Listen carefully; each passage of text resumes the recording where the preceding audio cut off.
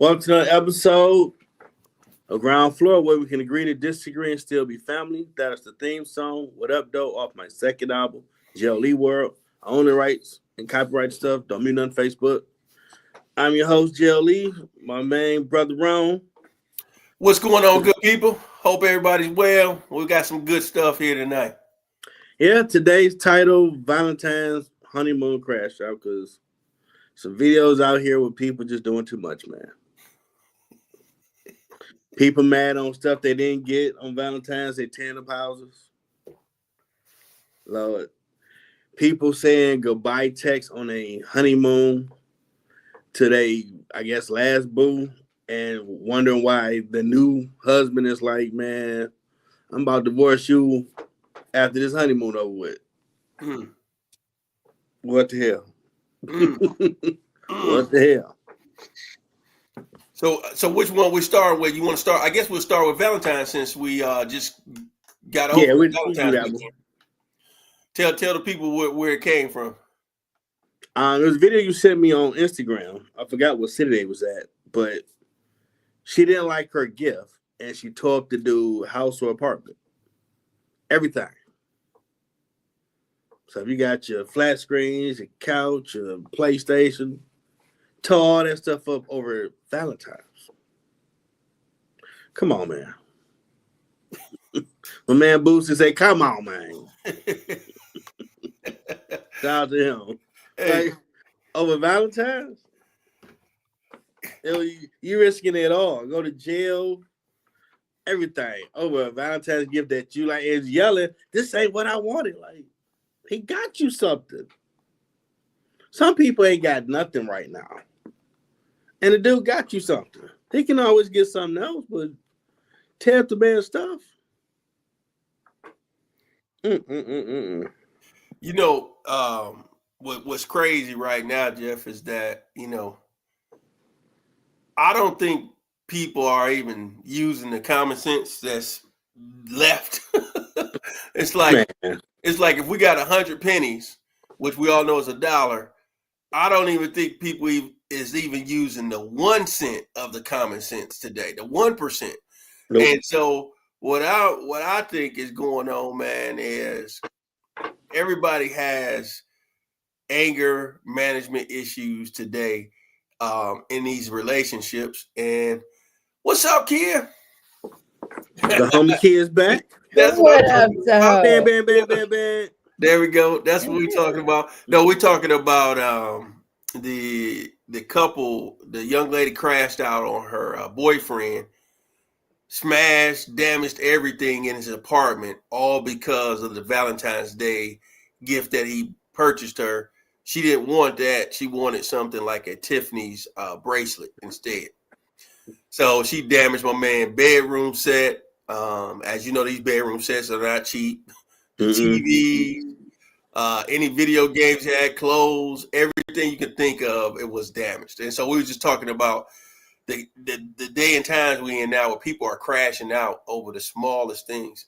So, my take is we can get spiritual a little later, but the reality of it is know who y'all dating on the front end. Like when you dating a person, they show you signs a lot of times. Like I'm one of those now that we are older. I'm gonna make sure I piss you off some kind of way because I want to see what your triggers are. And it's not even gonna be. Yeah, I like to. I got it. That one, bro. Okay. Hey, kid, I gotta see what your trigger is. So for me, let's say we're going to a concert, and the concert starts at 8:00. We got to be at the Fox. You didn't put on your thing. I'm not gonna piss you off there. I'm gonna piss you off with something like maybe for the dinner we're supposed to go to beforehand.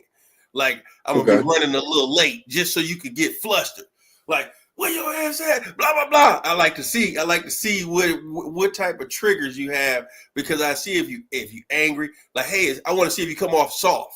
Hey, are you okay? I hadn't heard from you. But if you start out with the where your bitch ass at? Blah blah. I got her. This is the last date we going on. so I like because you got to think about it. If I only did that to you once, there's no need for you to call me out of my name. You should at least be concerned about my well-being prior to coming to you.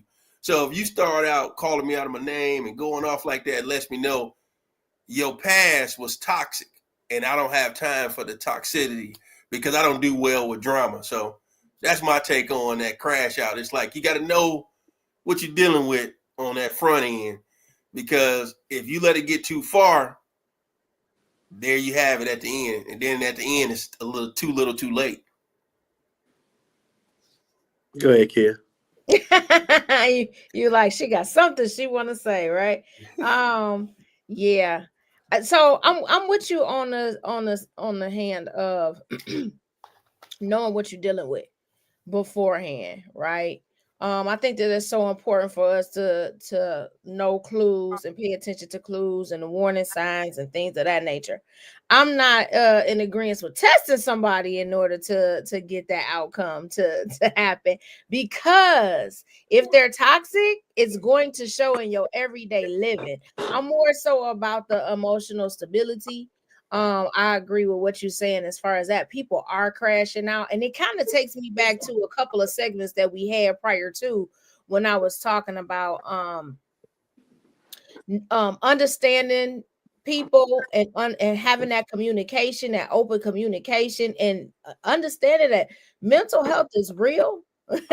Right? And people don't deal with their traumas. So like you were talking about, like, this is a trigger for you, and you probably had something that happened and you don't want to deal with the toxicity. Well, if you haven't dealt with your trauma, then this is how it shows up, right? And so that's another reason why I said that dealing with people's emotions is a tricky thing. And being able to guard somebody's heart, to not necessarily like purposefully take them there, but then understanding that some people, it's like, is this just an issue of the heart where I have to care for you, or are you you need to get some things you need to work out? You're a little bit on the other side.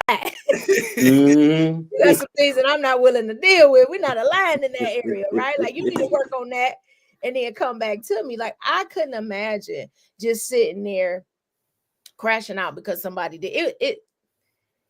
Like we said on another segment, it's deeper than that, right? It's always deeper than that. And so, is it really about the ring because you just didn't get what you want? Like, are we to that point that we feel so entitled that we throw temper tantrums like a baby when we don't get what we desire? Why didn't you have that conversation before? Is this a level of, this is what the expectation is now that we're at this particular point in our relationship?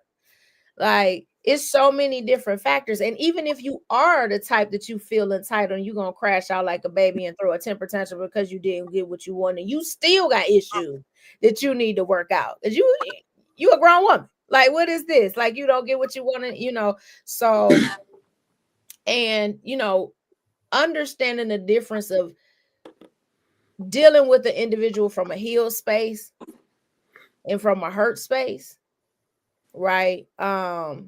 Transparency, being somebody that would crash out at one particular point in time, and then knowing and understanding, like, you got to get yourself together, right? Because at the end of the day, if you crashing out every time somebody does something, and you always have a reason to crash out, 9 times out of 10, the problem is you, right? And so you have to do the work. Do the work for in order for you to be healed. See what your triggers are. Not that somebody has to trigger you in order for you to deal with yourself, but start seeing what your own triggers are. When you feel yourself feeling some type of way, say, I'm triggered, and why? Why am I triggered by this? Why is it that somebody said something to me that made me feel in such a way where now I want to lash out? That's internal. Mm-hmm. A lot of times we always put everything on the other person. Well, you said this to me and you did this to me, and that made me. Like, nobody can make you do anything, right? At the end of the day, it's a choice. And so now you choosing to act a fool, and you need to ask yourself, why am I acting a fool? Is the ring gonna prove that you are loved, or are you already loved because you love yourself?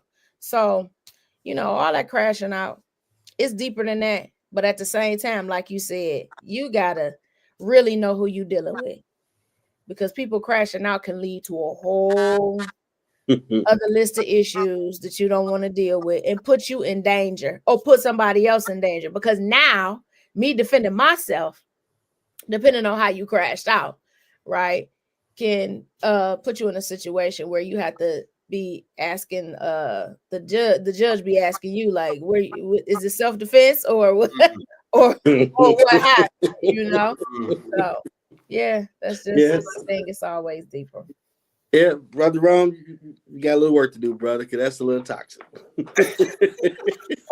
Hey, no, you know the thing is the way that Kid put it is good. And Oh my man. thing is, I tell people early on, I'm far from perfect. You know, there's things that I know I have to work on and can get better at. But one thing I am when I date anybody is a straight shooter. I don't play no games with you. I'm letting you know my likes, my dislikes, my red flags, my cautionary flags. So that way you already know. Anything fall in line in that thing. Like for me, I'm gonna tell you a red flag right out the gate. I don't care how beautiful the young lady is physically. Soon as I see you smoking cigarettes, I'm out of there. It's over. It's just a super turn off for me. It's like you could have hit it. You could have hit it all the way. But the moment, like how kids drinking their water, the moment I see you with that out of there, I'm just gonna hit you like, hey, this ain't gonna work. What did I do? You know what I'm saying? What happened? Listen, I asked you specifically, do you smoke? You said no, I don't smoke, I don't do this. Here is a photo from just yesterday. This is you. You know what I'm saying? And you know, my thing is, I don't want you to change for me. You got to change you. See what I'm saying? Like, I don't never want to feel like I'm trying to change you. If that's who you are, be who you are. But don't try to be somebody else just because I come along. Like, that's a red flag for me. Everybody's red flags is going to be different. And so, you know what I'm saying? It's like when you like touched on, it's deep because that's why I like the female's perspective. And you bring in, I got to ask you this question. So you actually touched on it. You said being a person who actually used to crash out at some point. So in weighing in your younger years, you don't have to say the person's name. But what was something that was triggering for you before you knew that you had to do the work, what a guy would do, and you like, why is this bothering me so much? Like, what made me crash out like I did? I started realizing, like, one of the things I had to evaluate and see is that I realized I had an issue with people leaving. I think it was like an abandonment issue that I was dealing with that I really didn't realize that I was dealing with. And so one of the things that I saw is that we could be having a great time, but the moment it was time for us to separate, something in me would automatically be triggered. And I knew it was myself. I was like, this is a little irrational, right? Like the person is coming back. They ain't going away forever. Like they ain't died. You know what I mean? But I would feel as though something needed to be like either there was some type of confrontation, or it would be one of those things where like I don't really want you to go, right? And I started feeling that inside. And so from that, it initially not knowing what it was, it would make it so that I would cause an argument, right? And so as time went on, it's like, why am I constantly caught? It's like started noticing a pattern. Like we could be having a good time, great day, whatever the case may be. And this is in relationship, not dating, but in a relationship. And then it's like, okay, now it's time for you to go. And instead of me being like, okay, love you, babe, like see you later type deal, then it's like, I don't want you to go. Right. And so that was heavy because it's like you gonna make you pushing people away because of the fact that you don't want them to leave, thinking that it's it's something, right? So I had to start getting to what is that.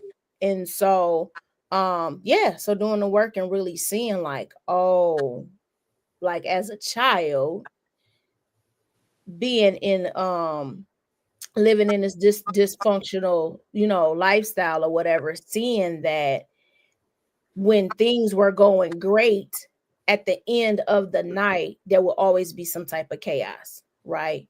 Fighting, arguing, that sort of thing, right? And so that ended up translating to my young adulthood and me not understanding that that's what it was, because I was so used to, it could be Christmas, it could be a birthday, it could be whatever, and all throughout the day it would be pleasant, we'd be having fun, laughing, talking, but at the end of the night it was going to be some type of fighting, arguing, or whatever, right? And so that ended up translating kind of into my young adulthood. And so I started being like, I would know it was irrational, but inside I actually couldn't stop it. It was almost like it was just an instinct, and it would kick in, right?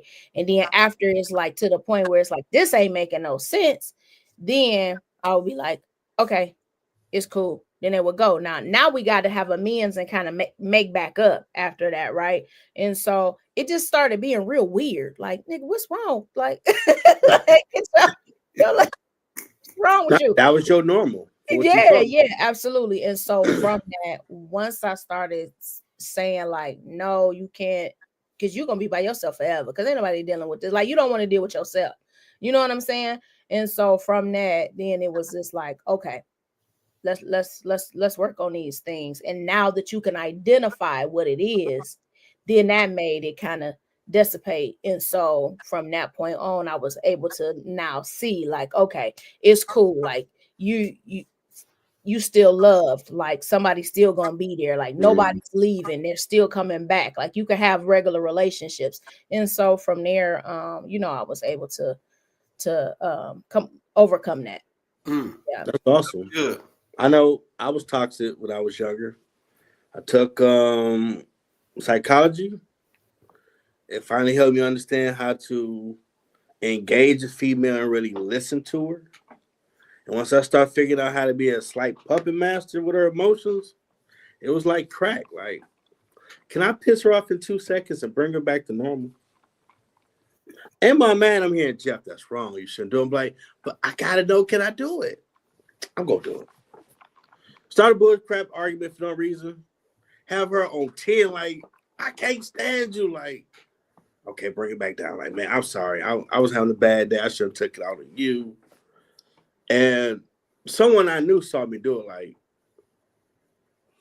that's evil villain stuff, Jeff. Don't be doing that to that person. I'm like, I just want to know if I could do it. I mean, it's science. I mean, he's a professor. They say in science, you can do this to the mind. I just wanted to know. But once I learned that, like, okay, this is very dangerous because you shouldn't do that to people.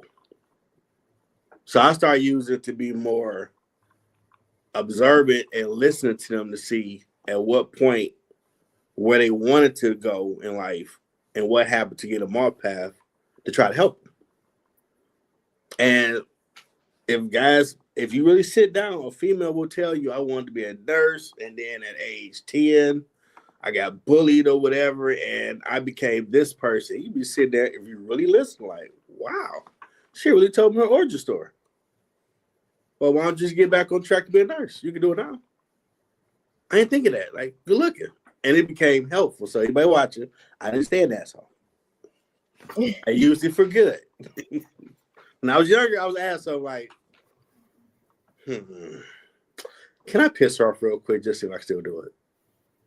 And it's a peaceful day. Like, man, I don't know why you didn't call me back last night. I don't know what was going on. I felt real hurt. My feelings was bad. Sadly, the crap word. I wouldn't say it. Lord forgive me. But I had to start learning, you got to control your impulses. Mm-hmm. That's learned. Jeff, you have a little toxic in you because you saw the evil villains on soap operas do this to people. You can't do that. Be good. Because now you got on my nerve, I'll break you down. But I stopped doing it. I ain't teach it to nobody. So we all got some unfortunate toxic traits that I say is a defense mechanism from what you may have experienced before. Because a lot of people right now, you look at them, you're right, it ain't that gift. They may have been through a lot of bad situations, and they done put all their chips in the middle of the room. This guy or woman is going to be the one. And they don't know that they didn't bet it all on you. So if you, man, I couldn't really go nowhere. I'm going to Dollar Tree. You got to be some dollar candy. And then they crash out. So you like, man, tomorrow I'm going to do this wonderful thing, but I can only do this for now. But you don't know. They don't. Every heartbreak, you're going to fix it. You're my savior. And you didn't. So they crashing out. They're tearing up houses. They throwing stuff. They ran and raving. You like, man, what the hell? Who hurt you? And that's a real thing where hopefully they can say what hurt them, because you ain't leave them alone. Like, man, I'm out. I'm trying not to beat you up because I got to replace all this. Most of it's insured, some of it's not. So I got to take an L because of Valentine's. And violence ain't the answer to anybody. But you see your house like the video of old boy. Man. You upset. Cause that was like an on the clock job. Take a break, drink water, maybe rub on something, and go back to tearing up stuff. Cause you can't do that in no 5 minutes. That took time to destroy that person's stuff over a gift, which is like, come on, we ain't Toys R Us kids no more. Right. We do got to deal with what we've been through. Yeah, and I'm wondering kind of, Jerome, and what you were saying, right? Like upbringing, because you was talking about this generation, right? So let's look at a different scenario. Could it be because you was the type of parent that always gave your kid whatever they wanted, and then when they threw that temper tantrum, they ended up getting it anyway? Is this what it looks like when adults, they just get older, right? But they still have that same mentality that I'm supposed to get everything that I want. So now we call it crashing out. But you still that little kid on the inside that was jumping up and down when you asked for a cookie and your mama and your daddy or whomever your caregiver was told you no, but you knew if you jumped up and down long enough, you was gonna get it. Like, is this what this looks like now? That's a good observation. Oh, oh man, kid, that's real game right there. Dissected this thing. Now you're taking us to like a biology course, and that's really good. I like unveiling that onion to scale this thing back. That is a good point, and that very well could be a good percentage of what's happening today. Because if you think about it, like my son, he just got out of the basketball season for the 6 weeks, taking this month off. Next month he'll go into baseball. Now the generation now, I guess they just feel like they got to give participation awards, acknowledgement awards. So that every week somebody's gonna get a medal for whatever. Oh, today we're doing outstanding player. Today we're doing our most improved. And I'm like, where did y'all get this from? Because when they go in corporate America or corporate wherever, UK, corporate Asia, you not getting that. It's gonna be days where you did a great job all week, all month, the last several months. You might not get employee of the month. Some places, it's a good old boy, good old girl system. You may never get that thing. And when they do give it to you, you just as shocked as everybody else. Like you grabbed the pearls. What? Like, I got this? You actually, you know what I'm saying? But you knew you've been that good 2 years ago. 3 years ago, you deserve that quote unquote little bonus, whatever they giving out. But sometimes that's why I tell people, work hard and play harder. Our generation, let's just say somebody had a kid when they were 18, when we graduated high school. Say they had that kid in 97. You had a kid in 97. That means in 2 more years, your kid will be 30 years old. So you got a 28-year-old that, because you grew up a certain type of way, whatever your dysfunction was, because all of us can have dysfunction, whether you have both parents or not. Some dysfunctions in the household. So let's just say you grew up being told no every time you wanted those pair of J's. When now we got retros. They weren't retros when we was in school. You get them Space Jams. You get this. That's how everybody was talking, because they was fresh in the moment. And Imagine not getting those shoes, and now you're doing well, kid. I'm proud of you doing all of your insurance things. You're doing all of this. Now you got kids out here, and you able to go and get them all the J's they want, and you proud of it. But the problem with that is, did we raise spoiled brats? That's really what you're saying right there. Did we raise some spoiled brats to where now they don't know how to handle no? Some people did. Some they don't know how to handle no. They don't know how to handle rejection. I'm seeing young men crashing out. I just seen the young man kill the young lady because the young lady took the rest of their money out of their account that they had, but it was only $37 in the account. He killed the young lady over $37. Now your whole life is done. She's no longer here. Her family's hurting. So that crash out, it's what you just, that's why I said what you just said is a lot to unveil, because we very well could be the generation that's to blame, because our parents wasn't scared to tell us no. You go over there, you know what I'm saying? You quick to say yes to Pablo, but no to say to these shoes I wanted. You know what I'm saying? Like that's right. And so, quick to say yes to go to Cedar Point, but what about the outfit I wanted to go to Cedar Point? You better get it yourself. I ain't getting it there. Like, I tell you what, if you didn't get it, I'm about to get it one way or another. And sometimes people was doing things they should have been doing, whether it's selling drugs, but sometimes people had to go out there and get it because they heard no. And they like, hey, I don't want that. But we heard no in our generation. The kids we bringing up, it ain't too many of. I always say we do a great job of giving our kids what they want, but we don't always do a great job of giving them what they need. And then giving them what they need is the big mama isms, giving them words of encouragement, words of affirmation, words to get them through their day. Because guess what? Mama ain't gonna be here. I used to hate when my grandmother, when we was at guests, man, my grandmother used to always be telling, hey, baby, I ain't gonna be here all the time. Like, here we go with this. Like, you try to run, but the reality is, what she was teaching me is the truth.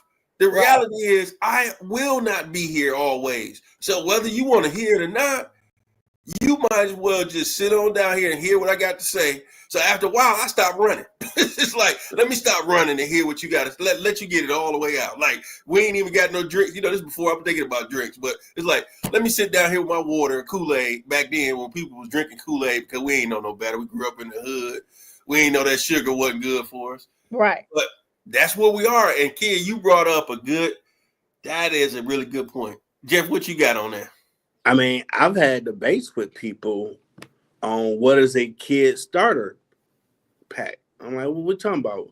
Well, they gotta have a flat screen in their room, their laptop, gotta be Mac, they gotta have a cell phone, gotta be a smartphone, they gotta have some J's. Like, where was that written in the Constitution or Bible or something that they got? Well, they friends gonna talk about it. I don't care about their damn friends. Now, if they're doing their chores, their grades are good, they earned it, okay. But you ain't getting it just because you a kid. Shit, I ain't get everything I wanted. And I'm about to crash out for you. No. Because I'm going to make you that spoiled white kid we used to talk about when we came up in the 80s. They got everything. They think the world is theirs. I'm not going to make you that. You got to earn it. That's life. If you don't work for it, you ain't getting it. The Bible says you don't work, you don't eat. I roll with that. So you a terrible child, terrible in school. I'm about to buy you some 150 when that was a lot of money for some J's. You lost your rabbit ass mind. And the teacher telling me you on the ziggity boom hang from chandelier, telling somebody something nuts, F you, like, that's my kid. And I'm reward that with some J's. I'm about to light that ass up with this belt. Come here. You better act like you got some parents at home.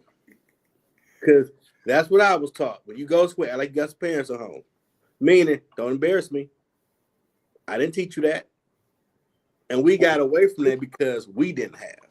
So I'm going to live to you by giving you everything I desire, but they ain't earned it. And now they think, well, that's life. You're supposed to give me the job. But you was timid late to interview. So, but I'm here now. Give it to me. Oh, you want them? Sorry, that's not how the real world works.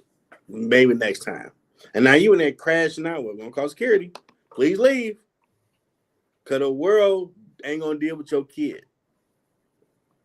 And the thing people forget about Pac little acronym Thug Life, the hate you give little infant fucks everyone. That's what you're gonna have out there if you don't teach your kid right. And the world remind them there's nothing gonna be handed to you. You gotta earn it. Go ahead, Yeah, even going a step, step further, even with that is, so you 10 minutes late, right? You don't get the job. You got an attitude because you didn't get it. And then you come home and your parent is making an excuse about how this job didn't want to, they just didn't want to hire because they ain't trying to hire nobody and this and this and that. Not looking at you were late. That's an ultimate cancel. They don't see your greatness, baby. They don't see it. You weren't dressed appropriately. Your mindset wasn't right. You couldn't even ask. You couldn't even apologize and say, I'm very aware that I'm late. Like, you didn't accept responsibility. And you right, Jerome. It's like Gen X, we screwing up. You know what I mean? Like, we really are. I was sitting there and I was talking to my mom about. We talk about this all the time, like the difference in the generations of parenting. And they always tease, her and one of my other colleagues. I'd be like, y'all baby boomers, right? Because they were more harsh, you know what I'm saying? A little bit more, they can be real rough with you sometimes, right? And so, however, like you were just saying, those big mama isms, we felt like we didn't need to keep passing that on. Nope. Like, we can improve. This is where I think we messed up. You can improve in your parenting. Make sure that your children have a voice, but that doesn't mean you give up our history. And that's the whole thing. It's kind of like, a whole generation. You start talking about the Israelites, whole generation forget how they were brought up and what was happening, right? So it's like we had the same thing, had same mentality going on. Like, well, I didn't want to. They always took me to church. We had to be in church all day. I'm not about to do that. So now you just don't go at all. You know, I'm be their friend. I ain't do what you did to me. Like, okay. It was too harsh. They always told me to such and such. So now you giving them whatever they want. You know what I'm saying? Or you turning around and the things that we used to teach. Now they don't have any chores because of the fact that your mama made you clean up the whole house, and she thought you was her little housekeeper, right? So now you to the point that you not even gonna teach how to do the chore without going to the housekeeper mode. It's like you throwing the baby out with the bathwater. Like, teach something. Some things need to be a continuation, and it's like we kind of losing that. And so now we have another generation who has come, who is now raising, because like you said, 30, right? So now you raising another generation, and all of these things are lost to the point that now we can't even be social with one another. Because we got so much of the technology, all we know how to do is just hold this in front of our face. And somebody come in the room, you can't even say hello. Like, we really it's like we got to get it together. So now we got somebody that want to crash out because they didn't get a ring. We got people who can't control themselves, who want to kill somebody over $30-something. You know what I mean? We got people who decided they don't want to be parents, so they leave their kids in the house for 3 days and for 3 children in their home for 5 years without taking care of them. Like, all of these different things now is like popping off because we didn't want to hold a standard. Like, we're not saying you got to take everything Big Mama and them did, because some of the stuff that they did, they ain't know much about. You know what I mean? And we all evolve, but you're gonna leave everything that you were taught that was a staple in your household, staple to living. So, we got some undoing to do. Well said. And you really see the lack of men around, or big brothers, cousins, just having a men conversation with dudes, because I can't believe it, but some of these dudes are sassy, and I thought that was weird to hear that term. Hear that word, hear that term. Yeah, I ain't know what that meant. They're too feminine because they ain't got no masculine around. Like, no, that's not how you deal with that. So she don't want to date you no more. Okay, move on. There's more out here. You ain't about to tear a car up. You ain't about to go to her house. You ain't doing nothing. You're gonna take that L and keep it moving. You ain't got people teaching that. Say, I'm getting my get back and I'm gonna be online. Yep, I'm about to go set fire to their car. Like, you fool, you recording your crime. Yes. And raise some straight. You got 1,000 people watching, like, yeah, they'll be on 5 Mile and Telly. Get over there quick. And you wonder where the cops come from. You idiot, you telling the world what you about to do. Yes. They don't want you no more. Move on. Yeah. It happens to the best of them. Take an L, you keep living. Don't. How dare you give me a? You're gonna abide by. Ain't nobody slave. And that's on the fellas, because a lot of dudes out here, some punks that don't want to be men to their kids. They need to be thrown under the jail. Because you're really seeing being raised around too many women, and there's a thing of too much nurturing. Because ain't no man around saying, nah, he gonna deal with you ain't got no me in this house. It's only burgers and fries today. You eating or not? Well, your ass gonna starve. But we know you're gonna come back, know your role, and eat that food later once you realize that's all you get. Not no, well, no, I go back to the store and you made a meal. You ain't going back to make no pork and beans and dogs, burgers and fries. They're gonna eat that. Eat it now, or when they go cry, whatever. Later on, they're gonna eat it. But that's what's in there. Mm-hmm. But you that know, gave you what trust. saying now, that's too harsh. You can't we grown. do that. That's trust. way too harsh to tell the kids, like, you you ain't got a damn me. Yeah, that's grown folks. That's what Big Mama taught us. And I was one of the kids. I don't want no living rights. I'm sick of eating this. But that stomach started. Fuck. You bugs playing now. I'm eating it. What is your fault? You don't love me. You know, we in the I don't think that you're gonna eat it. Yeah, but we in the I don't think that they should have to eat things that they don't like. So now you got 3 different meals in the kitchen. You know what I'm saying? You done made and you a food rice for one kid, and then you done turned around and gave pizza to another one. It's like, what the? And then you trying to figure out my grocery bill. I can't keep because it's not consistent. Like, what in the world? Yeah, that's the truth of the matter. Mm-hmm. Again, our generation, we're appeasing to everybody. We're appeasing to this. Say you got 3 kids, you're appeasing to this one. Oh, this one want pizza. So you over here at Little Caesars or Papa John's, whatever they like. Boom. The next kid say, I want McDonald's. You going to McDonald's. The next kid, Chick-fil-A. Come on, man. Like, I have heard and seen it. Listen, I know. I got into argument with friends like, do you hear yourself right now? You're going to make 3 to 4 meals instead of one universal meal. And if they don't want it, they ask to eat it later because their stomach start gurgling. They're going to put some food in it. Yeah. But I hated my mom did it. And you got a degree. You got a good job. You got a home. Wow, they were evil, wasn't they? I hate you, Jeff. Yeah, but I love you too. So stop being stupid. That shit worked, didn't it? Eating that one meal. I like that. And you just followed the plan and got a good life. And now your ass want to come like we the school lunch lady. What you want on Monday? You got a job. Because I give you a bill to pay, and then you have some equal say.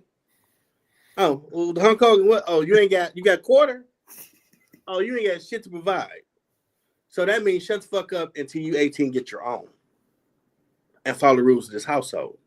This is going to make you a productive adult. And when you had kids, you know, like, I get what they're talking about now. This ain't a democracy. This is a dictatorship. I'm going to make sure you're provided for. Everything you need to be a productive citizen. If you do some awesome stuff, that's going to be an awesome day for you. Hey, you know what, today we're going to go out here to this spot you love.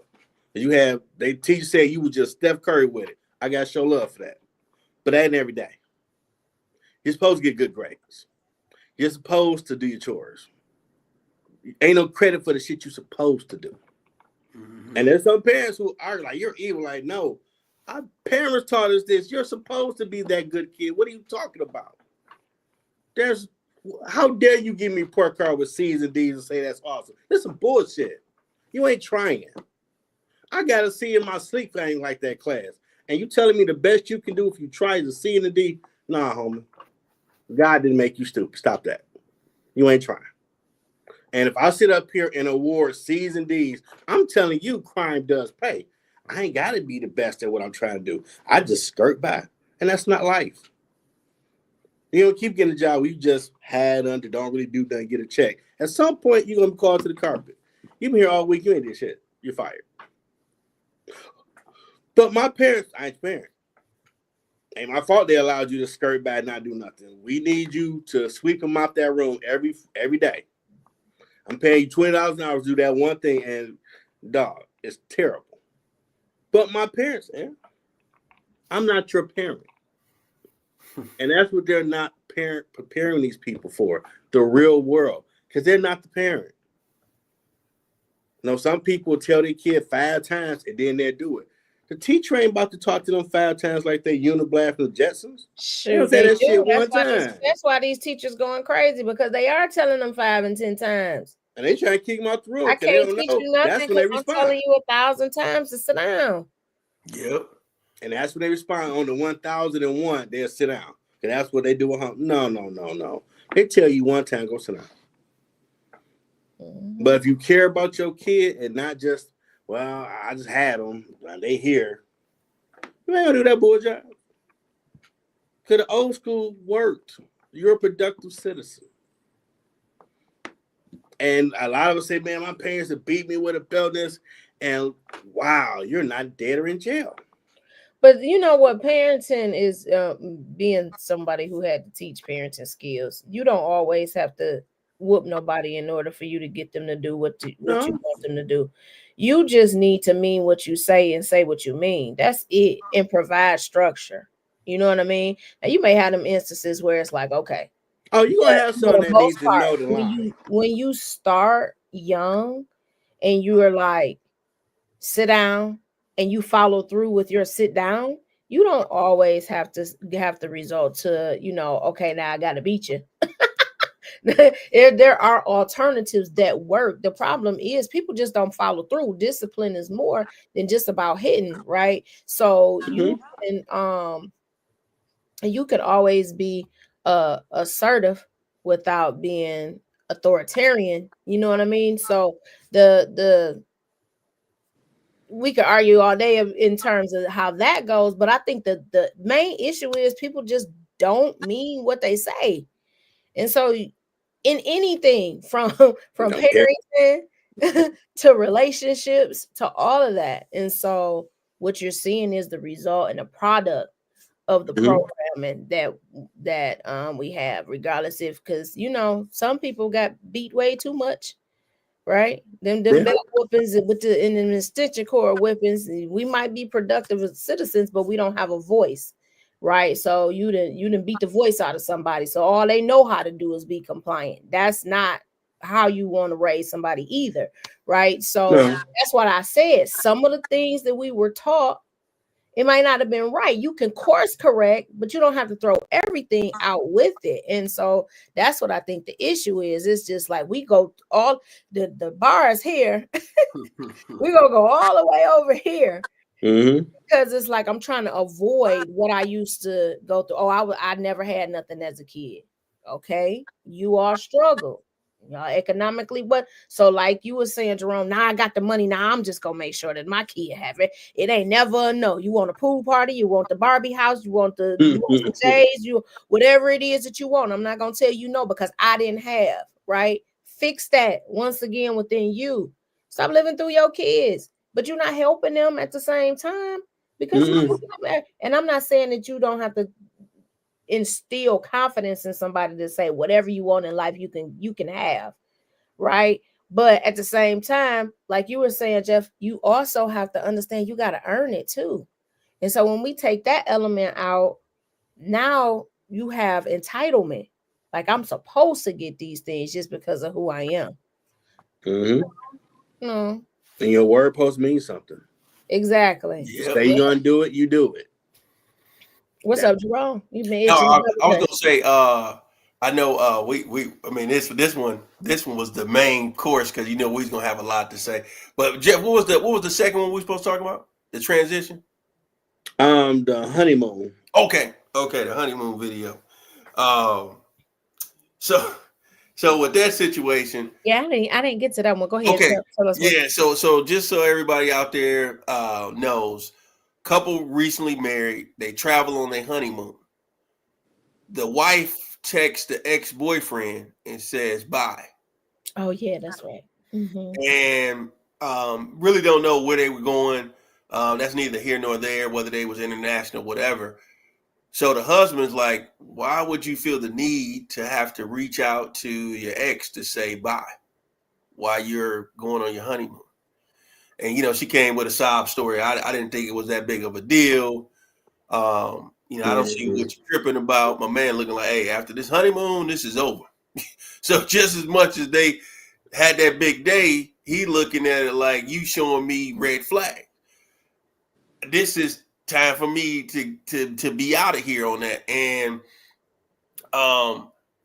yet again, I say you gotta know what you're dealing with on the front end, because there's no way the person has an ex that she still, because some people do have an ex that they still keep in contact with, for whatever reason. This is gonna be a good discussion. Let's get into it. Some people got exes that they do keep in touch with, but I'll be right back. When you go to premarital counseling, one thing they teach you is your friends is my friends. So if you're gonna have an ex-boyfriend that's sticking around, I need to be included in knowing exactly what the deal was when y'all was together, why y'all still so-called friends today, and what that relationship is like, because it's even more pertinent when you don't have kids, because the new husband is looking at you like, why is this person still sticking around and you don't have kids? I'll even say over the years that, from when we got out of high school, there's been people from college, people I used to work with. Once they got married, they took their marriage so serious, they just cut off any so-called male friends. Mm-hmm. And I never took it personal because I understand it from a male's perspective. Mm-hmm. How would they still be keeping in touch with you? And, they don't even want to make this man of their dreams have any inclination that we could have, should have, we had any kind of hookups in the past, and it can still brew or things like that. So they try not to even have that man thinking like that. So it's like, hey, out with the old, in with the new. This is my husband. Whatever core friends that we have on his side, whatever. But if you're not in that immediate best friend category, I can dismiss you. And I understood that, and I don't understand why some people don't understand that when it comes to the marital things. It's gonna be some people that's cut off immediately, like just because she doesn't want and he doesn't want anything looking crazy on your side. She don't want it on her side. So certain people that's just cut off, like, hey, you blocked. You pretty much you try to go hit like, oh, I guess she had to block me. But I think this kind of goes back to what you were saying before, Jerome. You got to know what you got and what you're getting into. Okay. And so I don't think that's clear cut across relationships, right? So if you know that you're the type of person that you can't handle somebody having exes as friends, then that's not the type of person that you should be with, right? You all aren't aligned. I think that depending on, and it's a maturity level too with some individuals. If you're mature enough to understand, like the both parties understand, the ex understands, you understand, and your new person understand that yes, we had a relationship. However, we realized that we were better as friends. We were always close as friends. And so you continue to have that relationship. Now the partner can come in and understand, like, they always been cool, and they always had each other back, and there's a history there, family ties and all of that. No, they may not have children, but that person is still there. And as long as each individual respects the boundaries, meaning the ex ain't coming in and every now and then trying to throw their little shot or whatever, and y'all having those conversations, I don't think that it's necessarily automatic out where y'all don't have to have a relationship at all. However, I do understand not very many people can handle that, right? So it comes where you have to know who you are in a relationship with, if they can handle it. And I think a lot of times people can't handle things that aren't the norm. And so when it comes to it being the norm will say, oh no, well, if you got a relationship with your ex, it's just because y'all want something to do with each other. That ain't always the case. Some people are outliers, you know what I mean? And so because certain people can't handle it doesn't mean that another group of individuals can't handle it.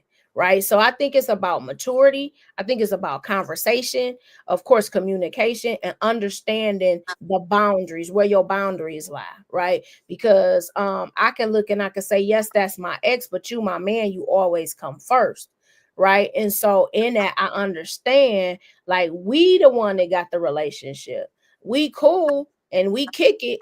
You know what I mean? On that, because we understood we would never work as a couple. That's why I'm here with you now, right? And so the love that I have for them and the love that I have for you is different, because I decided that I was gonna marry you. I made you my husband. You made me your wife. You know what I mean? And so, and even in partnership, like, I'm dating you.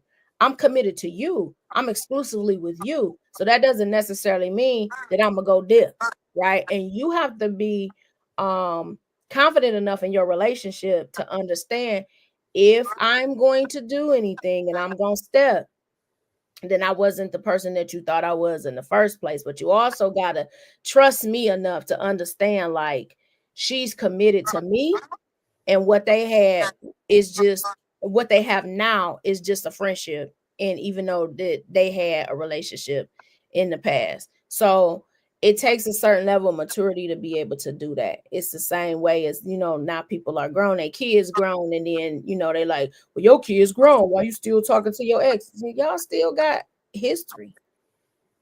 We had friends before we actually got together. And I understand what you said, where a lot of people was like, well, now that we getting married, I got to cut all my friends off. But you got to think and I'm talking from a perspective of a woman who had a lot of male friends. So, because y'all know that I hung out with y'all, right, a lot when we was in high school. So being a woman that had a lot of male friends, so now I have to give up who may be my best friend that happens to be a male, because your ego can't take it. So I have to make sure that I'm with somebody that can understand and respect that I'm still gonna have my boys, because my boys been my boys since I was young, right? And so now that you come in just because he's a male figure, now you can't handle that. You worried about another stick. Like, don't be like that. Like, be confident enough in your own to understand, like, I'm with you because I said that I wanted to be with you and I'm committed, so it's maturity and communication. It's unpopular. Most people can't handle it, right? And so that's why they can't even understand the dynamic. Even when it's children, it's like, wait, both your baby mamas cool with each other? Your wife and your baby mama, they cool, ain't no drama? That's because y'all used to the norm. No, it ain't no drama. She know that she ain't want you for a reason. Right? And so now you with your new woman. They can be cool. They got to come together for these kids anyway. Y'all gonna co-parent. But most people don't operate at that level of maturity because they're not emotionally stable enough to be able to deal with it. Good point. Very good points that you said. Go ahead, Jeff. You're not wrong in stuff you're saying. Real talk. Unfortunately, some factors play in. If y'all never slept together, most dudes, okay, I'm cool. Because the thought process is, it ain't about you. It's about that friend that you did sleep with. That's my home girl. Man, y'all do y'all thing. And like, this dude gonna start looking at, dang, she was a damn good woman. I had it. And I should be here with him. And let's say he's that type of dude. He started doing stuff that only another dude of people like, oh, he on that Fox and the Hen House bull jive. But I can't just call it because she gonna think, oh, you being jealous. I thought we had grown conversation. So he gotta find a way to help her see the real person they is. Not like, nah, this person ain't no stand-up dude. She trying to find a way to get you alone and just bump hands or some crap like in the movies to try to make a move. Mm-hmm. I fell in it. Like, you ain't falling in it. You was plotting. And that's where it's hard for that dude, because if he see that, he can't just call it. He got to sit back and chill. I experienced that with ex-fiance, with her homeboy, and they saw Kiki and it good. Then I come around, damn, why the party music stop? Mm-hmm. See, they wasn't for the right thing though. Yeah, at first I thought I was crazy, but I'm like, okay, 2 times you ain't crazy. Oh, this dude still like her. And then she started asking me, like, stuff get a little weird when you come around, like, it's your man. Do you notice how his attitude changed when I come around? You know what? You're right. Because I couldn't say your boy jealous of me because, oh, you tripping. I had to sit back and let her bring it to me. And I just started, well, exhibit A, exhibit B, exhibit C. Like, I'm asking him about it. Like, okay, I mean, be sure because you might not like the answer you get. And she was shocked that it was that. Like, how did you peep? I'm a dude. I mean, we had a basic rule, and probably other dudes have it too. If you ain't the squad, I don't care about you. What's your name, beautiful? You ain't the homie. They fair game. Some dudes just don't care if you the homie. Like, hey, I want that. But dudes pick up on, oh, this dude throwing his Mac down. Because he was just chilling. He wasn't trying to be all flashy, or he ain't trying to poke up like he that dude. Like, no, he like that girl. But she don't see it. And it's always the spouse or the soon-to-be spouse that got to find okay, I can't say nothing because, oh, you just tripping. You don't trust me. And no, I'm peeping, old boy. He moving funny. And that's where it's hard to have everybody being mentally mature. It's a beautiful thing when you do. But even with just female friends, she gonna see like she like you. Like, nah, you tripping. Like, nah, dog. She doing way too much that's in my lane for her to be your homegirl. Mm-hmm. But you don't see it because that's your homegirl. Let me say this part right here, because this just came to me, because I know I'll forget, and I'll let you finish, Joe. Go ahead. We all probably seen part 1 and 2, or at least one of them. Remember the movie, Tyler Perry's movie, Why Did I Get Married? Mm-hmm. Yep. The first one, Jill Scott's character, I forget the actual character name. She was going through with her husband, and my man, and that's what they came with. He left the 80% for the 20%. Mm-hmm. Like, hey, go ahead and be in there. If y'all remember, part 2, my man basically was not with the girl anymore. He was. I think he had cancer. Yeah, he was dying. It was some scenes where Jill Scott character was acting weird.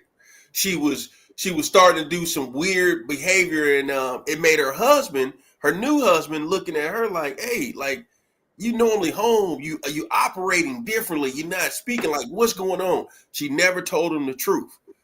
So finally, my man started just like what men would do, because it's the thing that I love about the Bible. Even God knows that the wrath of a husband is like none other. He said I'll find that before we end today, where it talks about the wrath of the husband being like on another level of anger. It's not just going to be your normal level of anger. That's why men get physical.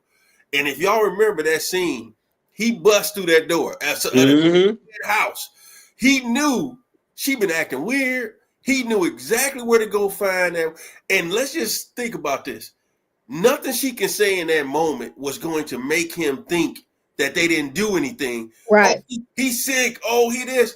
That Cool. didn't mean the damn thing. You looking and see, this is why I always tell everybody, yes, y'all women, we commend y'all. Y'all can truly be friends. Kid can sit here and say, I have never in my life slept with neither one of these two men on this camera today. And that's a true fact. She could literally say that to whatever dude she's dating. But in life, not every female can say that about certain individuals. And if you had that chemistry at one point, you know what I'm saying, because you had love for the person. It's like nobody wants to see somebody just die. You know, he don't have nobody taking care. So the character was displaying what a lot of I won't say a lot, what some women would do today. Right now, they'll go over there and, oh, you know, he has cancer. We don't know if he's going to have 3 to 6 more months. It's just nothing. But what you forget is when you married, even in the fiance stage, your man gets to where he's used to a pattern for you. He knows when you leave and work and when you stay over, and it's a pattern. So when he busts through that, that's what came to me as Jeff was talking, and what you were saying earlier, kid. I was thinking about that, and I said that'd be a great illustration to put out there, because although we seen what she was doing, she was just taking care of him because of his sickness. But as a regular person, that wasn't a movie. There's nothing you can tell that man to say, hey, I didn't sleep with that man. I didn't give him no head. You can boo-hoo for 3 weeks, you know, and you can see towards the end of that movie, she was begging and pleading to get him to believe everything, like, hey, you know me. I wouldn't do this. I wouldn't do that. So he looking like, well, why wouldn't you just tell me? Just tell me. I just could. So I say all of that to say that effective communication is real. Because at the end of the day, when you have a history with the man, that husband, because we ain't talking boyfriend right now in this situation, we're talking husband, that holds way more value than that boyfriend title, because the Bible tells you leave and to cleave. So the two became one. We are supposed to be able to communicate. You couldn't come to me and say, because, you know, most dudes, if you being up front, you tell them whatever, either he going to say, I don't like that, but you can go ahead and do it. Or he just going to say, the hell you are going over there. Let somebody else do it. Now, what you can do, you can ship some food. You can even pay for a maid or somebody to go over there and help them out. But you not going over there to do that. What do you look like going over there, this, and this? And it could have prevented that, because if that was real life, you see what I'm saying? If that was real life, a lot of the cats I know would have took Buddy up out of here, because that anger would have just took them there in that moment. Like, they usually ain't gonna take care of the wife in that matter. In that moment, the ego is so high that wrath. Like I said, I'm gonna bring that scripture up. I'm gonna find it when Jeff come up or the kids say her piece, so I can say it. But that wrath of that husband is gonna be so far gone that if he crashes out, it's like you gave him every reason to literally crash out. It wouldn't be right. You know, they always say 2 wrongs don't make it right. Right. Once that man think you didn't gave up that box, or you didn't, because the man's mind is not, it ain't gonna be thinking rational. And they're like, oh, she just was friends. She was just making some breakfast on what she. No, that ain't what we thinking. We think you went back and gave that man that box that did you wrong, that left you for that 20%, and now you disrespect me and go, because that's how dudes look at it. It's a disrespect. So that ego thing would have just, and that was a good. That's the reason why I brought that up to what Kid was saying. Yeah, and just know from a female's perspective, we ain't gonna understand either. and we'll go over to that too. You know what I'm saying? Women crash out too. You know what I mean? So and that's where you see all the fights and everything come from when it comes to all of that too. Regardless if they actually did have some type of affair, or like you said, we thinking that's going on. And so you see that both ways. But what you said was so key, and that is communication. Why, if that is your spouse, your partner, your life mate, would you not have had that conversation with them? A lot of times we just don't want to have difficult conversations. And so we would rather hide and be afraid of what you might say than to confront the situation and have that hard conversation. it might, and to have a conversation where it's like, I'm just coming to you, being honest with you, and allowing a person to be authentic in their response, and you be authentic in what you're sharing. And I think that's the whole thing, because we keep living off of pretenses, ego, right? Oh no, well, it ain't no big deal. Do what you do, whatever. But that's not how you really feel. Now you're lying. Why we gonna lie? That's not gonna do nothing but bring us more anguish and more problems. Once this continues on, her keeping that from him, you lying through omission. Like, you should have just went ahead and had that conversation. Mike dying, he ain't want nobody to know, but because you my husband, and I'm accountable to you, then I have to let you know that this is what's going on, and he don't have nobody else, right? And then be okay with the response of, well, I love you and you my wife, and I don't want you taking care of nobody else. You know what I'm saying? It allows for further conversation and understanding. But just to lie, and then now I got to bust in on you, and now I done thought all these things, because the mind is a powerful thing, and my mind went every which way on what you could be doing, and you don't even know, because we could make up a whole scenario in our mind that ain't even true and live it like it's reality. 100%. And the fact she lying, she know it's wrong. He divorced you. There's no responsibility of him if he dies. It might sound heartless, but like Rocky IV, if he dies, he dies. I ain't got nothing to do with it. You over here with a whole new husband. And you know what's crazy? I think he actually said that. It's crazy Jeff said it, but I think I got to go back and watch that movie now. But I think Jeff, I think he actually said something along those lines, like she's like, oh yeah, it's scared. I don't give a damn. Like, my man, his anger he was beyond that at that point. And he's not wrong. That ain't got nothing to do with us. Y'all marriage has ended. Yeah, he chose that. I'm sorry you dying, but hey, call the healthcare people. See who come out here. Why you over here being wifey? But that's the thing, right? It bears a conversation, because that might be your feeling, right? And it's not necessarily that somebody thinks that they know what they're doing is wrong.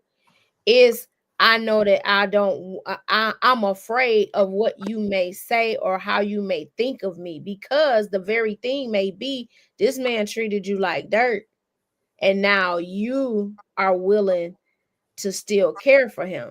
Right? Like, I don't want you to think or feel a certain type of whatever you might think that a person is feeling. People always want to have somebody look at them in a positive light, right? They don't want to be judged. They don't want to be whatever. So that's where the withhold and all of that type of stuff comes from. Not necessarily that you're doing something wrong. Now, from a Christian standpoint, he don't have nobody else. You're supposed to just let him die. So you got to know the type of woman that you got too. Where's your heart at? And how am I leading you in this particular instance when we have this conversation? Because if I'm a giver and I'm the type of person that I always help people, you already know, because of the type of person that I am, you most likely was going to go ahead and you were going to, like, I'm most likely going to help regardless of, right? I'm not going to leave nobody out in the street. I ain't leaving a dog out in the street. So regardless of how that person may have been, I'm not operating that way. Now, as my husband, you might guide me completely different. No, babe, like, I get that you that loving, you forgiving, you're a forgiving type of person, but this not what we gonna do. Or here's a way where you can still honor yourself and honor me at the same time. Like Jerome was saying, you might consider here go a care package. Yeah, I mean, just I'm gonna show you how to have some resources, or we can do this together. You know what I'm saying? But it's all in communication. Just playing the devil's advocate of that conversation. There's no allegiance to that person whatsoever. Pray for them. They died in 3 months anyway. Pray for them. God can help them. You ain't got no business around that dude whatsoever. And the fact you lied about it, it tells me you thought something wasn't Christian-like about it because you didn't tell me. Regardless about sex. You over here with your ex-husband, who ain't me. And you know this is wrong. We just said vows. I'm sorry he died, but that's him. Y'all vows have passed on because y'all broke the marriage and we married. So the fact there's no communication with the husband, if he has the attitude, I don't give a damn about none of that. You are married to me, and why the hell you ain't telling me where you are? And it only pisses him off that for this dude who called you a fat, nasty dog, you wasn't nothing. And I came along, we worked out together. I put life in the word back to you because I saw the greatness in you and you, my wife. And the moment he hollered like, oh, Yella, you run your ass over there, you got me fucked up. And you ain't gonna say nothing about it. You just gonna go off work and go over here, check him, clean his crib, make sure he takes some medicine. Bro, you must think I'm a lame duck dude in these streets to be talking like that, act like that. Because let's flip it. I'm doing that, like you said, you ready to crash. I don't care about that lady. I'm your wife. What the hell you doing? No, that ain't what I said. I said not having to come, not communicating. No, I'm just saying. That's what I'm saying. And devil's advocate, a female gonna be saying the same thing. I'm your wife. Damn your ex. And you ain't telling me about this? That's making me more mad. Like, that's a basic conversation. Like, okay, well, we can pray for him. You want to maybe get them some help? Because you ain't going over there. That ain't got nothing to do with you. And let's look at it like this too, Jeff. What if on the dude side, what if the roles were switched in that movie? Let's just say he was cooking for the ex-wife. Like, it could have been breakfast, lunch, and the new wife like, this Ian don't never cook for me. Why in the hell you? That's where you wrong. See what I'm saying? That'd be some nasty work right there. You know, the kids now say that's diabolical. You know, for you to do something like that, like I'm telling you, man, I know a lot of women from the Midwest, saved and unsaved. Even the saved girls, they might like. I think about old girl, Mary Tina Campbell. She went through what she went through. Oh, that clip. I remember she was telling her testimony, and the churches couldn't handle the way she was doing it because they so used to her being holy, holy, holy. Mm-hmm. She was like, "No, I'm not giving y'all holy, holy, holy." I felt like taking them up out of here, and I remember people was frowning, and I saw the episode. Yeah, but she was giving you her real. Happened? So her husband cheated on her multiple times. Mm-hmm. When they had that TV show, the TV reality show, it was on WeTV. So you can go back and watch them. But when she found out, because all these years, she was thinking, you know, they was faithful, you know, on both sides. And when everything hit the fan on the show, it literally took her to a dark space. Mm-hmm. And one day they actually showed his, he'd collect old school cars. And they showed his car being towed away to go get the windows replaced. She went and got a gun and shot the car up. I guess imagining him in it. And people would, you know, that when I seen that, what's the movie with Angela Bassett's character burnt the car up and everything? Wait and Exhale. Yeah, Wait and Exhale. It was like she had her own Wait and Exhale moment where she crashed out. And so I was like, man, like that was a reality moment to where here it is, a person that you know for gospel. See, like we so used to seeing people and not realizing they're human too. That's right. You know, she can go through some things just like we can, and she can hurt just like we can. So in that moment, I was wishing the churches would have really put their arms around her and not be so judgmental. Like that would have been a time, even if she said the F-bomb in church, she giving y'all real feelings in the moments that she's going through this. Y'all gotta accept this. Man, Jerome, listen, everything that you just said, I ain't even seen that, but I'm so tired of old fake holy roller. You know what I'm saying? Like we sit up there and we got no real feelings. At the end of the day, I'm pissed off. I'm mad. I don't have no peaceful holy words to say in this moment. She snapped off on Erica because she was trying to be all Christian in front of camera. She like, damn, this camera. This dude cheated on me. We had vows. We got a family. And he on some bullshit. I ain't got no loving Jesus in my heart right now. I want to ride. She angry. And she grabbed her purse like, and it looked like she caught herself and said, what if it was your husband? But like she caught herself. Like, you talking all that bullshit right now, but if it was the other way around, I don't think you'd be this damn holy the way you front for the cameras right now. If it was you. You would be hurt and pissed off too. If you can be, God bless you. If you can be, God bless you. But it's so many of us. No, I can't be that right now. Nah, let's be real. A lot of people. Anger is a real emotion. You know what I mean? And so we got to stop pretending that just because you love God and you're a follower of Christ that you don't get mad. You get pissed off too. And yeah, her ultimate feelings was, I want to take him out of here, right? And them probably out of here. You might want to crash out and do and so you have these thoughts that, like you said, where was the love? Where was saying, baby girl, I understand. You angry right now. This ain't what we want to do. You know what I'm shocked saying? me to see it like, oh, this ain't scripture. This real. Yeah. And then like everybody trying to say, you got to stay in character. Like, damn that. Yeah, she had a real moment. That came to me as we was talking, as Jeff was talking. I'm like, yeah, that happened, and it was one of those things where in that moment, because this would have been probably 10 years ago now. By. If you go back and look at it, it's old. But in that moment, I mean, she was in that what we call a crash out today, and it was a rightfully so, because she found out it wasn't just one person, it wasn't just one time, it was multiple people, multiple times, and so she was showing her hurt, her anger, her pain right there on the camera, and it just took everybody by storm. And I was like you said, where's the love in this moment from the church? Because this wasn't the time to judge. Like they say, we listen and we don't judge. This was the time to really use that back in that moment. And when you marry and you going through something in that marriage, with a separation, divorce, whatever, unless someone has been through it, they don't know what emotions you're having. You pray they don't got to deal with it, but to try to come say, well, God's going to work everything out. You're going to be good. Like, I ain't feeling all that right now. Because you count up the cost of everything you've been through. You thought you're doing this thing the right way, and it don't pan out. Like, what was the fucking point? I played it fair, and I'm still here. As if I was a dirtbag dude out here wild. And you be angry like, man, that's some bullshit. Yeah. I had more fun when I was sinning. What the hell? I'm dealing with all this, doing it the right way. And people trying to look at you like, well, you're the head, so what didn't you do? Like, Lord, they just don't say that. I know damn well all this is me.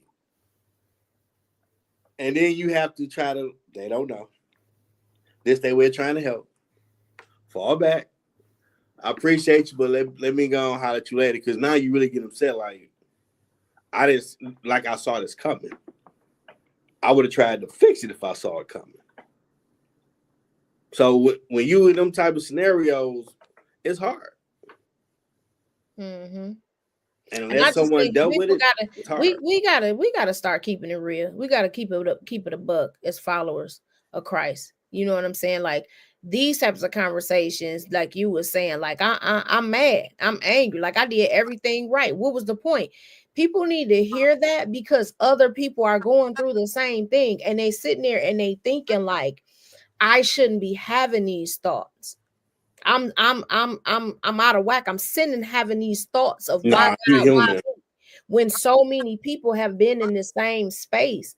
Like, people get in dark spaces and dark situations. Like, I'm seconds from crashing out. I don't need to hear one more person tell me that God don't put more on me. I don't need that scripture right now. I just need somebody to just be in this space and allow me to be, and help me navigate and walk through and be supportive. You don't have nothing to do. That's just like when somebody died and you want to come and tell, well, God, they in a better place now. I don't want to hear that.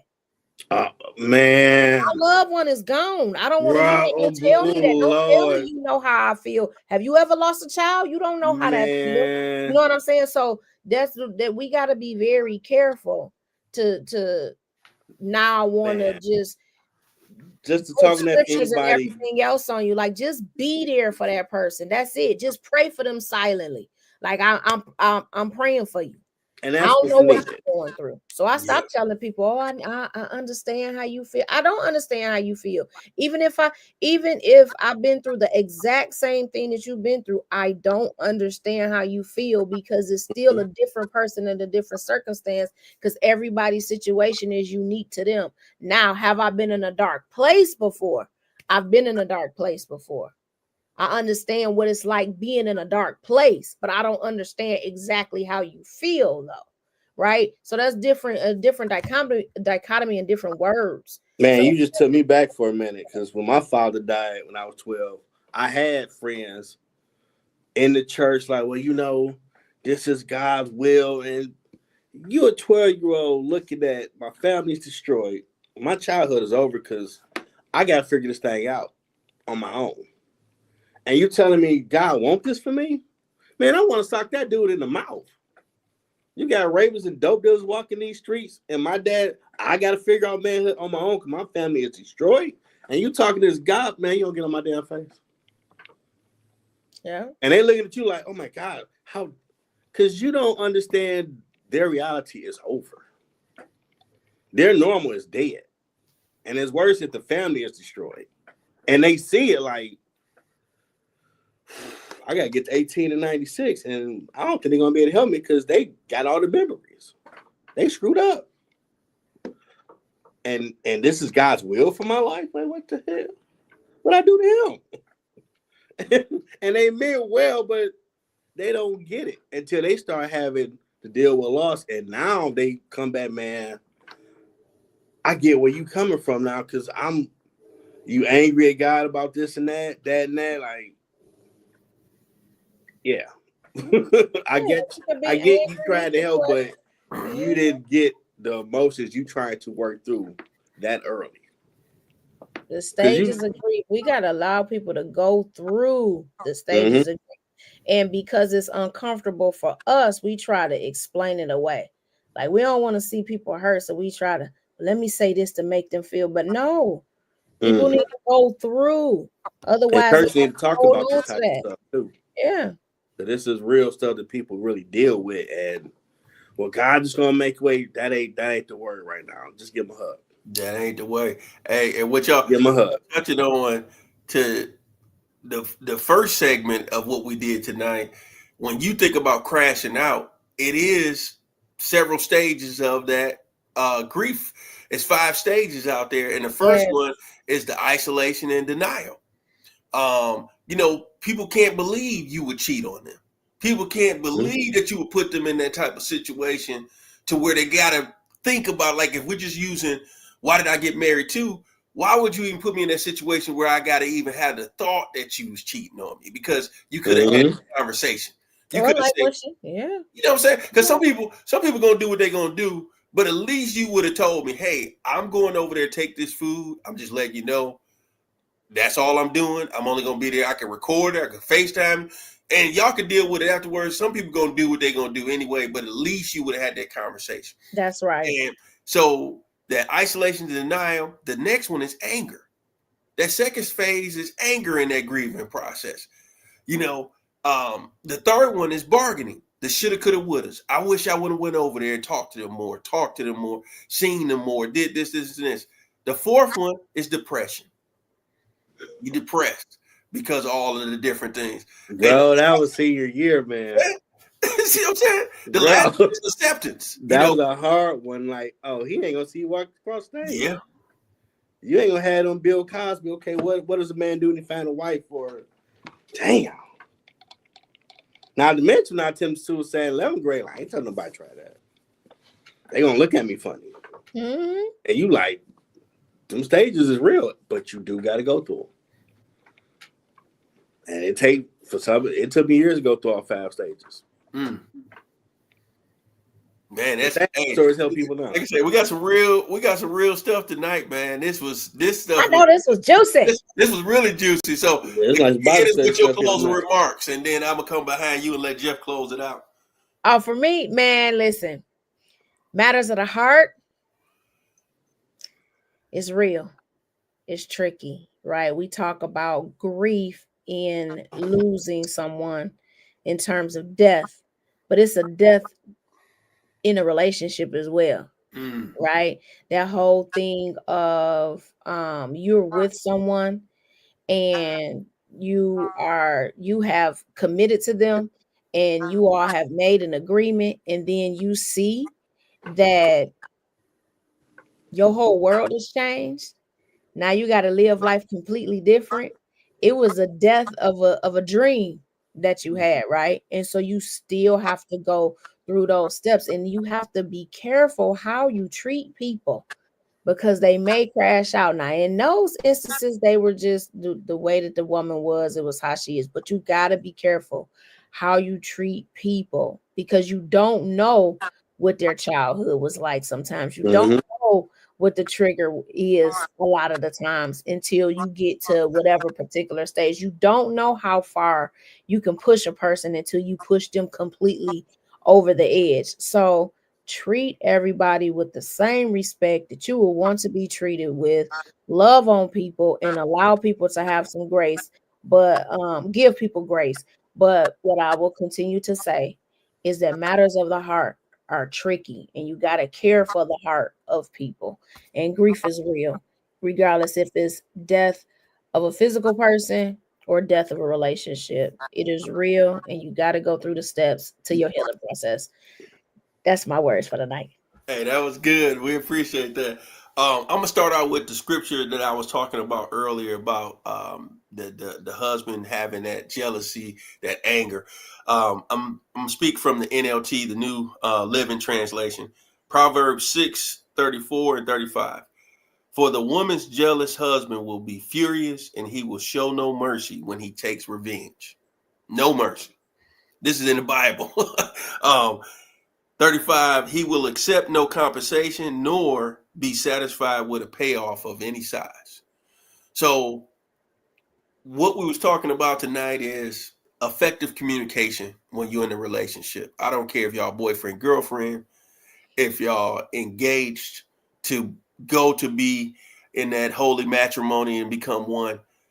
Everything is about communication because we're all human beings. We all are fragile. It's like, one time I was holding a glass and it slipped out of my hands. It was a dollar store glass. I can replace that. It wasn't nothing sentimental to it.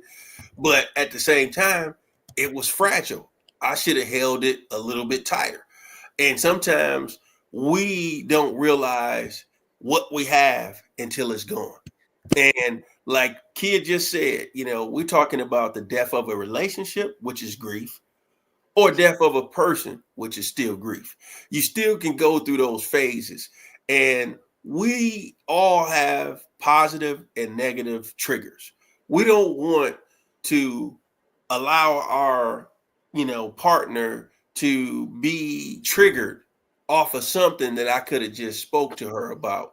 And I could have basically said, hey, this is the situation. The kid's mother is going through XYZ. I want to take this over there. We can go together. I don't want you to feel a type of way because these next 3 to 6 months will be hard because now I got to deal with the kids in a different way with the questions that they're going to have for me that I got to go to them out of the Bible. We got to go to actual physical counseling, things of that nature, because I can't allow them to lose their health, their mental health right here, because that's wealth. And any young lady you with or young man you with that doesn't understand that, there's something wrong with them. That's not on you. Because if you communicate that and they can't understand that that's the reason why you're doing what you're doing, it's something else going on. And, you all might want to go to counseling about that. So the crash out, I would just say to any generation out there today, the Gen Xers, the Gen Zers, is to take a time for yourself to kind of inhale and exhale. Sometimes it's better to remove yourself from a situation than to stay in it. I'll put myself out there. Back in college, I had a situation where the young lady cornered me into the kitchen. And I didn't know what was going to go down. I just knew that she's very angry. I'm very angry. And I knew if I didn't leave, I don't know what's about to happen. Because just like that TV show called Snapped, one of us may just snap. And I didn't want that one to be me. And so what I did is I literally never hit her, but I pushed her to the side so that I can remove myself and go out of the door. And I had to do that in that moment because I felt like, had I stayed there, who knows where this thing is going to go, because we're not seeing clearly. We're so angry at each other in this moment that it's best for you to remove yourself. As the man, it was best for me to remove myself and relocate away from the premises so that police doesn't have to be called by neighbors. There's no, detrimental things going on. So I would just say, if you got to do those type of things out there, young men, young women, do that, because you don't want to have a 3-second, 2-minute, 5-minute, 20-minute crash out cost you 25 to life or your life, period. That's my take. Great take. Kia put up, what ways do you communicate? Is your communication effective? Good question for people to think about. And I put up, for mental health, please call 988.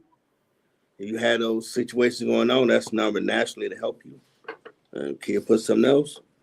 Do the work to gain emotional stability. Real talk. Real talk. It's turned out to be like a Bible study, real life grown conversation talk. But stuff that's really going on that people are dealing with, whether it's mentally or relationship wise. Because when your world gets turned upside down, hopefully you got the wording. And that's something that Word of Faith always taught. When adversity happens, because everybody gonna deal with a Job test. If you keep the word in you, that's what should attack it. And I know being laid off for months, them voices try to have you depressed as hell and all that bull jive, but you gotta keep speaking the word and stay focused. And hold on. When it don't seem like holding on to it, you still hold on to it, because them voices have you thinking something crazy. And if you listen to it, you're gonna crash out. And you're not gonna be you. Because there is another side to it. And hopefully it don't take you years to deal with all your grief like it did with me with my father, because it took a homegirl to ask me why every fifth hour Spanish, I would look out the window. I was my most depressed. Now, I never was going to ever tell him about attempt suicide, but every day fifth hour, like, man, you should have finished that job. Your dad ain't going to see you graduate. You ain't going to make none of your life. Just jump out the window. Who cares? And I'm like, man, I don't know. Man, my household was kind of jacked up. Man, you got a point. And that one day, the old girl, like, how the hell you over here? Then I told her, she's like, man, Jeff, I'm going to slap you. You know, squad us, we got you back. Like, you're right. When I'm over here tripping. Really want. Then I stopped doing it. But because Nicole, shout out to homegirl, she observed out of everybody, we have our group conversations back then. Every day, he takes his ass over there and sitting out the window. Jeff don't normally do that. So check on your folks. Because you're going to know them do something that's not normal. And hopefully, if you check on them, they have the courage to tell you what's going on with them. So you can be that light, because it could be dark as hell what they dealing with. They ain't telling nobody. But you can just shine a little light on them, like, no, God got you. What you doing? Come on. Come out of there. And that'll get them back on course. Because grief is real. Heartache is real. Pain is real. No one want to deal with emotional confrontation. It's not scary. There's going to be an understanding when you had that really tough conversation. It's not going to be as bad as you think when you talk to that person or persons. But that's what you got to do as grown men and women of God, because God didn't give us a spirit of fear. You got to call out situations and always keep your foot on the devil's throat, because he always got people trying to say, hey, you ain't mountain nothing. You ain't going to do this. He always trying to do that. And if you listen, you're going to be jacked up. But if you don't, you're going to start finding your purpose while you was created and be on that path to doing something amazing. And never thinking I'll put me doing that in a book or even speaking on it has helped others who have dealt with it. Like, that was my dirty little family. I'm never going to tell nobody that. Squad going to look at me different now. But I didn't spoke on it like, man, I thought about it like, whoa, you did? And these were people doing these interviews I've done with the interview show that everything together. Like, You thought about recently? Well, yeah, like, wow. Well, we pray about that right now and get you good, because you still got work to do. Because you never know what people are going through. But the church definitely need to step up and have these real conversations on all these topics: sex, relationship, grief, all of it. Because you can help them through the word on how to deal with it compared to the barbershops and the salons. And they just doing the best they can through situations to try to get you some help. But if the church be that hospital it should be, more people won't be crashing out over Valentine's or a phone call on the honeymoon. That's my little 2 cents. It's been a great episode. You said that I got to give my shameless plug before you Go ahead. Do your thing. So at our church, Hopewell Missionary Baptist Church, over at 1831 Ewald Circle, we have a little thing called Jesus and Therapy. So when it comes, we will be doing that soon. So when it comes, I'm gonna let the ground floor know when we having that, so y'all can come. Yep, yeah, Jesus and that's Therapy. What I'm talking about right there. We need both. We have real conversations over there. Shout out to my pastor, Casey Pierce, the second. hey, if he won't, we record it early. Good work, because help people. You got to come beyond the four walls. Mm-hmm. I mean, if that's something they don't mind doing, we can record it early, and people can be a part of it, because it can help people across the country on how to deal with this stuff. Because people crashing out in 25 over the littlest stuff. I'm like, whoa, the world ain't ending yet. What are you talking about? Man, the 70 tribulation, all that stuff ain't happened. What y'all doing? Trump is president. Calm down. What y'all doing? We've been through that already. People flipping out like the world about to end. It ain't. We're gonna be all right. It's about to get warm in the D. We can't be going crazy, because 85 hit. We're gonna be barbecuing. Some gonna be drinking and smoking, having a nice razz out with the sound. Having a good time. Them days are coming. Sun gonna shine tomorrow. Relax, people. It's gonna be okay. Share this episode. People let them know. Ground floor. We grown folk conversation. Stuff you need to talk about. Y'all have a good night. We appreciate it. Good night. This was great. Well, good night, everybody. Bye. Appreciate it.